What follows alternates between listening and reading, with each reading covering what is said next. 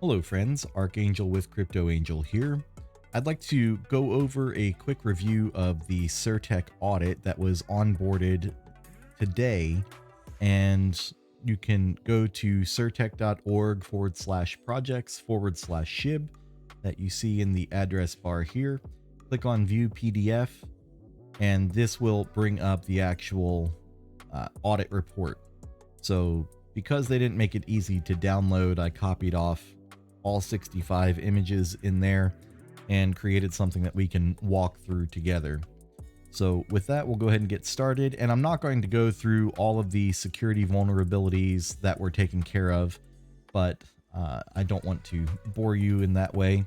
But there are two things that I do want to point out to the audience here, and that is the vulnerability summary. So out of all the vulnerabilities that were found, all of them except for one minor one have been fully resolved, and this minor one was partially resolved. So there are no pending or open vulnerabilities that have not been taken care of. So I just want to make sure that we cover that, and that when you see the chart that shows vulnerabilities found, that you do know that those vulnerabilities have been resolved. So beyond that, the second thing I want to cover is the actual ShibaSwap architecture and swap fees. So some people have been asking how the swap fees are going to work for the liquidity pairs that are being provided. And while most people are focused on Bone right now, after the 14 days, this will become more relevant in people's minds. So the swap is charging a 0.3% transaction fee to anybody who is utilizing the swap, and that fee will be split among the liquidity providers. So any Ethereum pair, essentially these 5 pairs here, will get 0.2% of that 0.3% as their provider fee, and then that 0.1% goes to what's called the treasure finder. Now, out of that, any of these pairs here, these 4, WBTC, USDC, USDT, and DAI, that 1% goes straight to the leash and bone pool holders, and all other transaction fees for swaps or for liquidity providing go to the XSHIB, XLeash, and T-Bone. So that 0.05% of SHIB, leash, and bone go to those respective pairs. And you can see that with the any pair. So let's say you have a leash and SHIB pair, the liquidity provider would get 0.25% of that 0.3%, and the other 0.05% would go and be distributed among these holders here.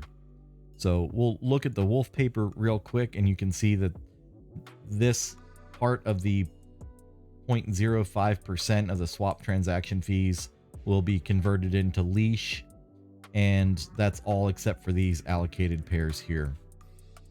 And again, with SHIB, I know some people have complained when bone production started that SHIB was getting kind of looked over, but the 0.1% of all Ethereum transaction fees plus 0.05% of all the other transaction fees being split among the 3 tokens being buried.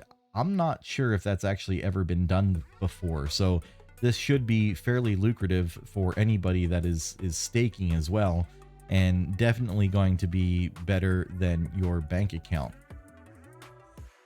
So this whole graph just comes down to the pathways that the money finds itself to the SHIB holder. And the same goes for the bone tokens as well. So this bone distribution, again, we've got the 100 bones per block, the 10 bone per block, and the 5 bone per block being rewarded out. And you can see this bone locker is that unwolfable section in ShibaSwap, and the 33% rewards that are not time locked go to the SHIB holder. And again, we see the same thing for the staking. You've got your 3 bone per block, 1 bone per block, and 1 bone per block to each of the staking pools as well. So if you have a chance to look over this, or if you have any questions on it, please let me know. But this is great news, I think, for the SHIB community. I think the way this has been structured incentivizes holding SHIB, leash, and bone, as well as staking each of those as well. So it's a very interesting setup, and I'm not sure if I've even heard of a setup like this before. But again, I'm new to crypto as well, so definitely if you've seen something like this, let me know. But the tokenomics on this are pretty amazing for sure, to incentivize each action or each function within the swap. So again, if you have any questions, please leave them in the comments. And with that, Archangel out.